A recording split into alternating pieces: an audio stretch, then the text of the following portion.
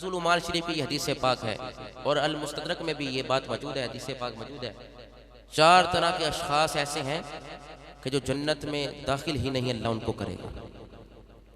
اللہ داخل نہیں فرمائے گا ان نوجوانوں کو، ان اشخاص کو، ان اپنے بندوں کو، نہ وہ جنت کی نعمتوں کو حاصل کر سکیں گے۔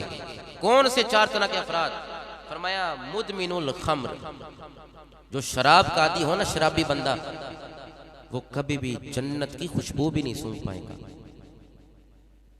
مدمن الخمر، فرمایا شراب کا عادی اگر کوئی نوجوان ہے، کوئی مسلمان ہے، مومن اللہ سب کو بچائے، اگر کوئی بندہ رب کا مدمن الخمر شراب کا عادی ہے تو اللہ اسے جنت میں داخل بھی نہیں فرمائے گا اور نہ جنت کی نعمتوں سے اسے سرفراز فرمائے گا۔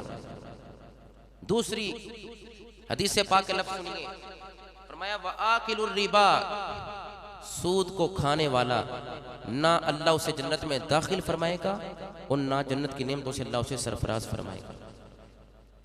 المستدرک کی یہ حدیث ہے، کنز المال کی حدیث ہے، نبی علیہ السلام نے فرمایا وآکلوا مال الیتیم، یتیم کا مال کھانے والا بھی نہ جنت میں اللہ اسے داخل فرمائے گا اور نہ وہ جنت کی نعمتوں سے اپنی زبان کو تر کر سکے گا۔ مگر فرمایا 4 طرح کے افراد، شراب کا عادی، اور فرمایا سود کھانے والا اور یتیم کا مال کھانے والا نہ جنت میں داخل ہو سکیں گے اور نہ ہی رب ان کو جنت کی نعمتوں سے مالا مال فرمائے گا۔ 4تھا بندہ فرمایا وَالْعَاقُ لِوَالِدَيْهِ، والدین کی نافرمانی کرنے والا، والدین کی بے ادبی کرنے والا، ماں اور باپ کو تماچے مارنے والا، ماں اور باپ کو ذلیل کرنے والا، ایسی اولاد جنت میں کبھی داخل نہیں ہو سکے گی۔